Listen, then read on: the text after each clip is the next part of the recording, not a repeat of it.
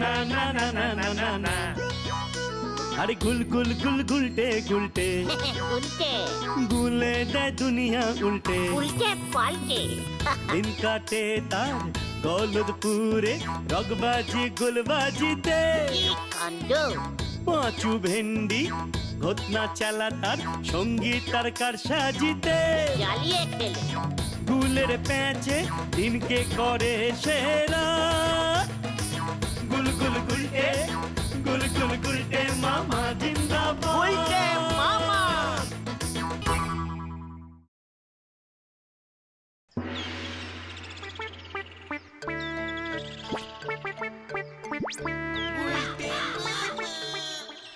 গুলটে মামা, তুমি না আমাদের লিডার? ওঠো, জাগো, প্রতিবাদ করো। ওই হেড স্যার আমাদের আড্ডা মারার অধিকার কেড়ে নিতে চাইছেন। আমার বাবাকে এসে বলে গেছেন এইখানে যেন আমাদের আড্ডা বন্ধ হয়। হ্যাঁ গুলটে মামা, আমার বাবাকেও হেড স্যার কড়া রিপোর্ট করেছে আমাদের নামে, আর বলেছেন এই গলতপুরে উনি আমাদের আড্ডা বন্ধ করবেন। ছোট ছোট ছেলে পুলেরা নাকি আমাদের জন্য উচ্ছন্নে যাচ্ছে। আমরা তাহলে এবার কোথায় যাব গুলটে মামা?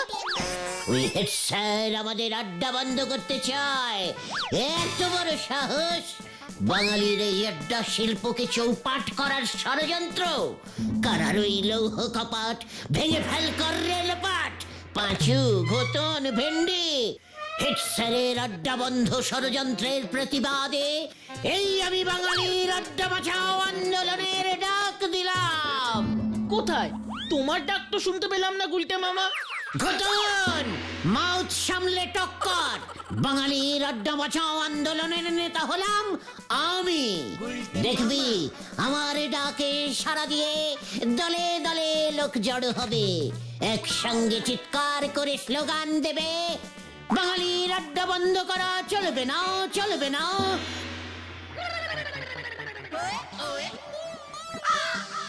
কিরে, তোরা বলবি তো নাকি? চলবে না, চলবে না, বাঙালির আড্ডা চলছে, চলবে, চলছে, চলবে। এই তো এই তো তোরা শিখে গেলি। ব্যাস, দেখবি এবার কি হয়। কি হবে গুলটে মামা? হাজার হাজার লোকের মিছিল এগিয়ে চলবে হেড স্যারের ওই স্কুল বাড়ির উদ্দেশ্যে। সামনে আমি, গলায় ফুলের মালা, দুপাশে তোরা। উফ, কি দৃশ্য! তারপর যদি বলহরি দারোগা চলে আসে, মিছিলে যোগ দিতে। হ্যাঁ, মিছিল ভঙ্গ করতে, পুলিশ হারে রে রে রে রে রে রে করে লাঠি চার্জ করে। দিকে দিকে তোমার নাম ছড়িয়ে পড়বে গুলটে মামা। উফ, কি দারুণ হবে! পরের দিন খবরের কাগজে তোমার ছবি বেরোবে গুলটে মামা। লেখা থাকবে, বাঙালির আড্ডা বাঁচাও আন্দোলনের নেতা গ্রেপ্তার, গ্রেপ্তার, গ্রেপ্তার। মানে তাই বুঝি? ইয়ে মানে আন্দোলন শুরুতেই এত ছড়িয়ে দিয়ে লাভ নেই, বুঝলি? আসলে ওই হেড স্যার তো একা মানুষ, তার বিরুদ্ধে খামোকা এত মানুষকে জড়ো করা বুদ্ধিমানের কাজ হবে না। Planning change. প্ল্যান চেঞ্জ মানে আন্দোলন, মিছিল এসব হবে না? নো, নো মানে না। আমি মুখ টু মুখ লড়বো। মুখ টু ইয়ে মানে তুমি হেড স্যারের সঙ্গে ফেস টু ফেস লড়বে? কিভাবে? ওরে গলদপুরের বলদ ছেলের দল, হেড স্যার আমাদের আড্ডা বন্ধ করতে চাইছে, আমরাও এবার হেড স্যারের আড্ডা বন্ধ করব। কিভাবে গুলটে মামা? হেড স্যারের একমাত্রম আড্ডাস্থলম কোথায়? হেড স্যারের আড্ডাস্থল নড়ার চায়ের দোকান। ওহে ভাইটুগণ, কাছে আয়, শোন মাই প্ল্যানিং।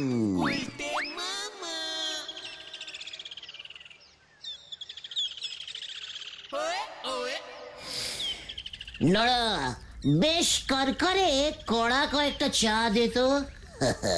ওই এলো, চা তো আজ হবে নে। চা হবে না মানে? ওই হেড স্যার নটু বাবুর কড়া হুকুম, এমনকি আমার দোকানে বসি আড্ডাও মারতে দেওয়া যাবে নে। কেন কেন কেন? কারণ যে দোকানে হেড স্যারের মতো মানিগণ্যি লোক চা পান করেন, সেখানে তোমাদের গুলটে মামার মতন এমন নন্দ ভণ্ড নোকের জায়গা হতে পারে নে। আর যদি আমরা হেড স্যারের কথা না মানি? তাহলে ওই দারোগা বল হরিবাবুরে দে, দোকান শুদ্ধ আমার জেলে পুড়বে বলে দেছে। কি? মানে ছি ছি ছি ছি ছি নারা, তুই শেষ পর্যন্ত ওই ফুটো দারোগা বল হরিবাবুকে ভয় খেলি? কি তুমি দারোগা বাবুরে ফুটো বললে? তালি পরে তো তোমার চা তো আর দেবই নি। দারোগা বাবু যদি শোনে তুমি আমার দোকানে বসে তেনারে ফুটো দারোগা বলেছো, তালি পরে আমার সঙ্গে তোমারেও কিন্তু ওই গারদে ঢুকই দেবে, এই তোমারে আমি বলে দিলুম। মানে বুঝলি পাঁচু, চল আজ আজ যাই, পরে আসবো। গুলটে মামা, তাহলে আমাদের প্ল্যানটা? মানে রাইট, কিন্তু ঘটনটা এখনো আসছে না কেন? কি এমন ফুসফুস করতেছ গো তোমরা? একে তো বিক্রি বার্তা কিছুটি নি, তার উপর তোমরা এসে ঝামেলি করতেছ। নো ঝামেলা নরা, আমি স্বয়ং এই গুলটে চরণ গুহ থাকতে তোর কোনো চিন্তা নেই রে। চিন্তা নেই? চা খেয়ে তো জীবনে পয়সা করি দেওয়ার নাম করনি। এখনো পর্যন্ত 371 কাপ চায়ের দাম বাকি পড়ে আছে, চিনতে হবে নি আবার। টাকার বদলে আমি আজকে তোকে একটা অদ্ভুত জিনিস দেব রে নরা। কি অদ্ভুত জিনিস দেবে শুনি? বাঁশ? ওরে বাস না রে নরা, এই যে গুলটে মামা এনেছি। ও দে ঘটন, নরাকে আজ একটু নাড়িয়ে দি।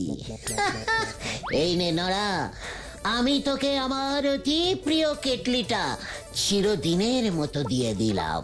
আরে কি মুশকিল তোমার কেটলি নে, আমি কি করব শুনি? আমার নিজেরই কত কেটলি আছে। ওরে নরা, তুই তোর কেটলি সরা, আজ থেকে তুই এই কেটলিতে চা কর, তোর ভাগ্য খুলে যাবে রে। কেন, ওটা কি ভাগ্যবতী কেটলি? আরে দূর, না রে নরা না, এটা হলো মেটলি সাহেবের কেটলি। কেটলি সাহেবের মেটলি? এই কি বললে? মেটলি সাহেব সে আবার কে? দেখ দেখ দেখ পাচু, দেখ নরা মেটলি সাহেবকেই চেনে না। মেটলি সাহেবই তো প্রথম তার এই কেটলিতে চা বানিয়ে সমগ্র পৃথিবীকে একেবারে তাক লাগিয়ে দেয়। ওরে সর্বনাশ, এ কি বলতেছো গো তুমি গুলটে বাবু? তাই এই মেটলি সাহেবের কেটলি তুমি কোথায় পেলে গো? ওরে আমার পরম প্রিয় নরারে, এক সময় আমি যে অনেক বছর মেটলি সাহেবের অ্যাসিস্ট্যান্ট ছিলাম। চা আবিষ্কার করবার জন্য মেটলি সাহেব গবেষণা করেই চলেছেন বুঝলি। আর আমি সারাদিন ধরে ঘুরে ঘুরে বাসক পাতা, শাক পাতা, ঘাস পাতা, হেলেঞ্চা পাতা, ঘেটু পাতা, সজনে পাতা, সে কত রকম পাতা জোগাড় করে এনে মেটলি সাহেবকে দিতাম। মেটলি সাহেব ওই পাতাগুলো এই কেটলিতে দিয়ে জল দিয়ে ফুটিয়ে চা বানানোর চেষ্টা করতেন। কি ভীষণ চেষ্টা, কি ভীষণ চেষ্টা, কিন্তু কিছুতেই চা তৈরি হচ্ছে না। আরে গুলটা একটু সামলে দাও না ভাই। গুল নামে সমস্যাই ফুল। অবশেষে আমি একদিন ভোরবেলা যখন কেটলিতে জল ফুটিয়ে ফুটিয়ে ক্লান্ত হয়ে সারস সরোবরের ধারে ঠ্যাং চিতিয়ে শুয়েছিলাম, তখন ঘটল সেই অদ্ভুত ঘটনা। ভূত এসেছিল বুঝি? এই, এটা কে রে পাচু? আমি দেখলাম সারস সরোবরের মধ্যে থেকে উঠে এলেন এক দেবী। আমায় বললেন, শ্রীমান গুলটে, তুমি বুঝি জল ফুটিয়ে ফুটিয়ে ক্লান্ত? আমি দৌড়ে গিয়ে বললাম, হ্যাঁ দেবী, কি পাতা দিয়ে চা হবে বুঝতে পারছি না মা। অমনি উনি আমায় একটা সুন্দর ডিপ লাল রঙের একটা ফুল দিলেন। বলতেছি ওটা কি জবা ফুল? ব্যাস দিলা তো আমার ভাবটা নষ্ট করে। আশ্চর্য! ওরে গলদপুরের বলদ নরা, ওই সারস সরোবরের দেবী জবা ফুল কেন দিতে যাবে আমায়? ঠিক আছে ঠিক আছে, তালি পরে ওটা কি ফুল ছিল? দেখলি দেখলি পাঁচু, নরা সেই তখন থেকে সেই ফুলটার পেছনেই পড়ে আছে। আরে ওটা ছিল একটা স্বর্গই, যে মানে স্বর্গই ইয়ে মানে স্বর্গীয় ফুল। বুঝতে পেরেছি, ওই ফুল দিয়েই এই কেটলিতে চা তৈরি হলো। ওরে নরা নরা, না না না, দেবীর কথা মতো ওই ফুলের মধ্যে যে বীজ ছিল, সেই বীজ মেটলি সাহেবের বাড়ির উঠোনে ছড়িয়ে দিলাম। দুদিনের মধ্যে কচি কচি সবুজ সবুজ পাতাওয়ালা গাছ জন্মালো। অবাক কাণ্ড, 7 দিনের মধ্যে উঠোন ভর্তি ওই গাছের বাগান হয়ে গেল, বুঝলি? তারপর ওই গাছের পাতা দিয়ে ওই ওই কেটলিতে ফেলে দুধ জল চিনি দিয়ে ভালো করে ফুটিয়ে কাপে ঢালতেই কি সুন্দর গন্ধ বেরোলো, তৈরি হয়ে গেল চা। আর বসতে পারছি না রে, আমি এখন যাই, পরে এসে পয়সা দেবো। যাক কেলো, উনি তো তোমার গপ্প শুনেই আমার চায়ের দাম না দিয়ে চলে গেলেন। তাই কেটলি দিয়ে আমার কি লাভ হবে শুনি? ওরে গলদপুরের বলদ নড়া, যে কেটলিতে দেবীর আশীর্বাদ ধন্য পাতা দিয়ে চা তৈরি হয়েছে, অটোমেটিক কেটলিটাতেও দেবীর আশীর্বাদ লেগে রয়েছে রে পাগলা। সেই থেকে ওই কেটলিতে চা তৈরি করলে আর চা পাতাই লাগে না। শুধু জল দিয়ে ফুটলেই ফুরফুর করে চা বেরিয়ে আসে। মা গো মা, এ কি বলতেছো গো গুলটে বাবু? চা পাতা ছাড়া চা? হ্যাঁ, তাহলে আর বলছি কি, স্বয়ং ওই দেবীর আশীর্বাদ, বুঝলি?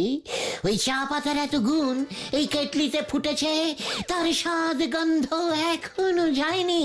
নতুন করে আর চা পাতা দিতেই হচ্ছে না। মেটলি সাহেব তো তাই এত চা খেয়েছে, চা খেতে খেতেই পাটল তুলেছে। তারপর থেকেই এই কেটলি আমার কাছেই ছিল। আজ থেকে তোকে আমি দিলাম এই কেটলি। বলতেছো কি এই কেটলি আমার? আলবাত ইয়েস। তার মানে এখন থেকে চা পাতা ছাড়াই চা হবে? আমার তো খরচা কমে গেল গো। তোর হাতে এই কেটলির প্রথম চা হেড স্যারকেই খাওয়াস নরা। এটাই মেটলি সাহেবের শেষ ইচ্ছা ছিল রে, মনে থাকে যেন। চল রে পাঁচু, ঘোতন, ভেন্ডি, বিকেলে এসে রিপোর্টটা নিয়ে যাব।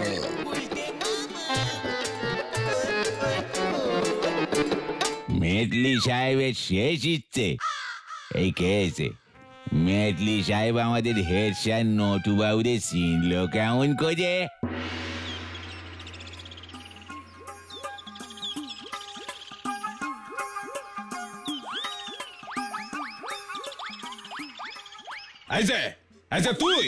তুই আমাদের নড়ার ছেলে না? বল দেখি, আমাদের রাজ্যে কোথায় চা পাওয়া যায়? ইয়ে মানে চা কোথায় পাওয়া যায়? চা কোথায় পাওয়া যায়? হত সারা, লজ্জা লাগে না? বাবার চায়ের দোকান, অথচ চা কোথায় পাওয়া যায় সেইটা জানো না? কিন্তু প্রথম চা কোথায় তৈরি হয়েছিল সেটা জানি স্যার। তাই বুঝি? বল দেখি তাহলে। মেটলি সাহেবের কেটলিতে। ওই কেটলিটা এখন আমার বাবার কাছেই আছে স্যার। হ্যাঁ। নোরা!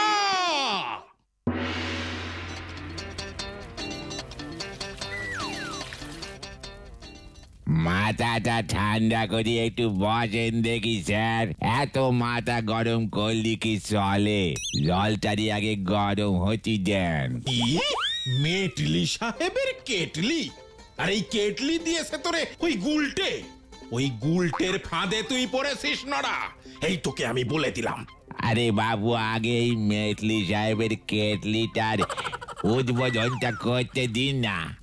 তাহলেই পরে সব বুঝতে পারবেন।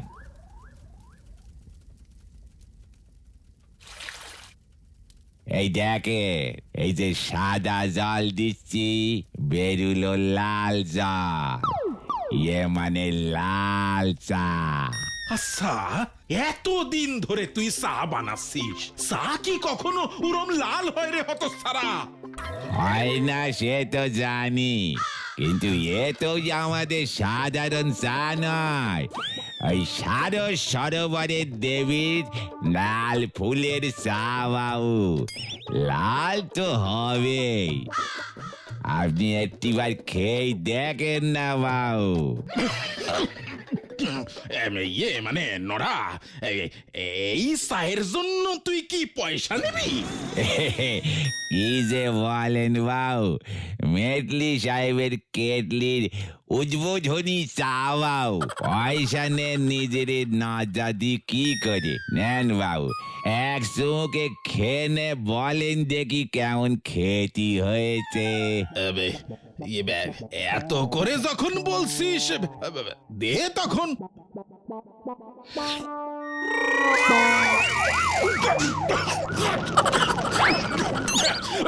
ওরে নড়া রে, ওরে নড়া, জল দে, জল জল জল।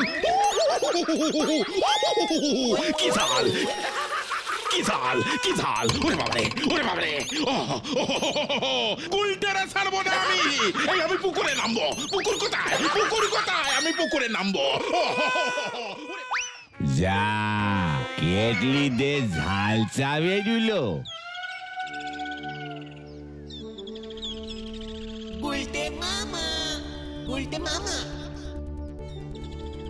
তুমি এত চিন্তা করো না গুলটে মামা, তুমি দেখো ভেন্ডি এখনই সুখবর নিয়ে চলে আসবে। পাঁচু ঠিকই বলেছে গুলটে মামা, আমি তোমার কথা মতোই গুনে গুনে 15 চামচ গুঁড়ো লঙ্কা কেটলির ভিতরে ছড়িয়ে রেখেছিলাম। নারাদা যদি ঢাকনা খুলে কেটলির ভিতরটা দেখে, তাহলেই তো আমাদের প্ল্যানিংটা ধরে ফেলবে। সেটাই কি চিন্তা করছো তুমি গুলটে মামা? সে চিন্তা অল্প অল্প আমার যে হচ্ছে না তা নয়, তবে নড়া তো গলদপুরের বড় বলদ, তাই ওসব চিন্তা মাথা থেকে বের করে দে পাঁচু। সব কাজেই অল্প বিস্তার ঝুঁকি থাকে, এটা ভুলে যাস না। বেশি ঝুঁকি নিতে গিয়ে আবার আমরা নিজেরাই ঝেঁকে না যাই গুলটে মামা।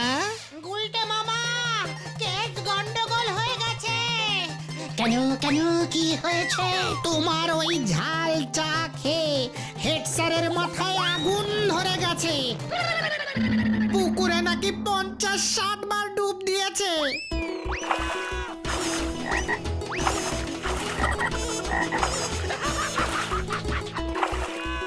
তারপর সোজা থানায় দারোগা বলহরি বাবুর কাছে তোমার নামে নাকি বেশ কড়া করে রিপোর্ট করেছে।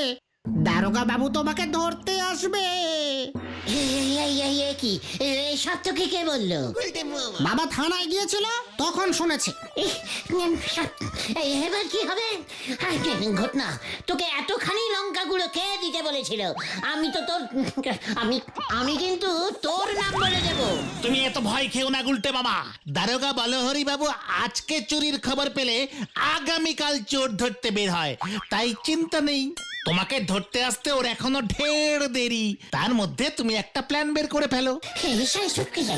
এসব কি বলছিস পাঁচু? আমাকে ধরতে আসবে মানে? লিডারের বিপদে তোর এমন ন্যাজ গুটিয়ে ভাগার কথা বলছিস কেন রে ভাই টুগন? শোনো গুলটে মামা, সন্ধে নেমে আসছে, তুমি বরং আজ রাতটা সোজা আমাদের স্কুলের দারোয়ান রামশরণদার ঘরে গিয়ে লুকিয়ে থাকো, ও তোমাকে খুব ভালোবাসে। এইটা একদম ঠিক বলেছিস পাঁচু, জয় রামশরণের জয়। হেড স্যার যে সোজা থানায় চলে যাবে সে হিসেবটাই কষিনি রে। তবে আমি ডাইরেক্ট স্কুল যাব না, আগে ভালো করে সন্ধে নামুক, তারপর রাতের অন্ধকারে টুক করে স্কুলে ঢুকে যাব। ততক্ষণ আমি এখানেই থাকবো, তোরা আমাকে পাহারা দিবি। গুরুকে বাঁচানোর গুরু দায়িত্ব তোদেরই নিতে হবে, এটাই আমার হুকুম। রামশরণদা তো আমাদের দেখলেই খেপে যাবে, কম তো জ্বালায়নি ওকে। না হলে আমরাও তোমার সঙ্গে যেতাম গুলটে মামা। থাক, আমার জ্বালাতে আমি একাই ফু দেব।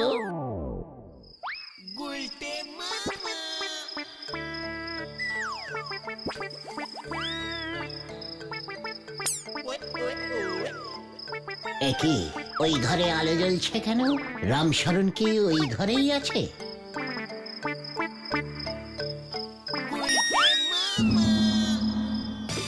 কি কি দেখছি আমি? ওরে বাবা, হ্যাঁ হ্যাঁ? আমি 5 গুনবো, তার মধ্যে লকারের চাবি চাই, নয়তো গুলি মেরে মাথার খুলি উড়িয়ে দেবো। হা হা হা। 1 দিস ইজ মোক্ষম সুযোগ। হেড স্যার ইন বিপদ, ওকে বাঁচাবো আমি, তাহলেই আমি বাঁচবো। 3 4 5 স্যার আমি এসে গিয়া।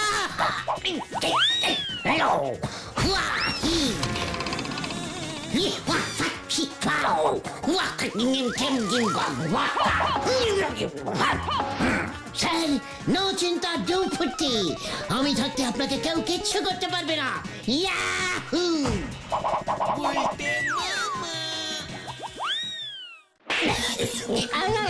বাবা,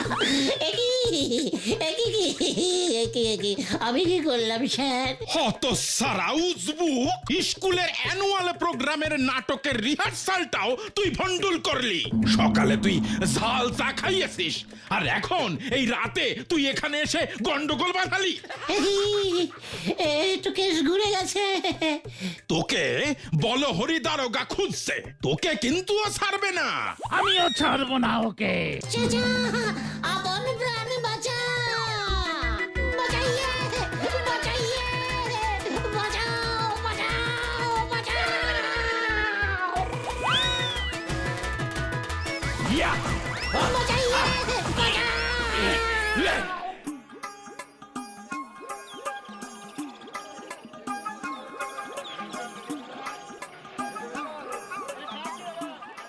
গুলটে মামা, এই দেখো তোমার মেটলি সাহেবের কেটলি নারাদা ফেরত দিয়ে দিয়েছে।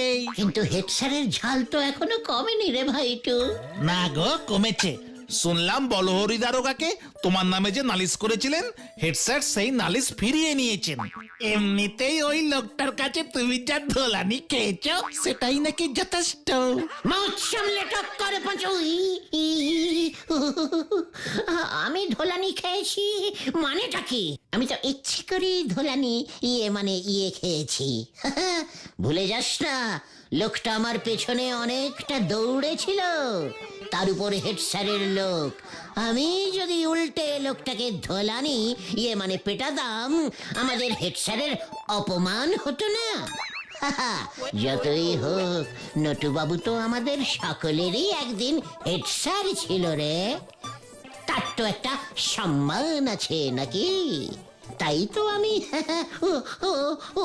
ও বাবা গো। জয় গুলটে মামার জয়।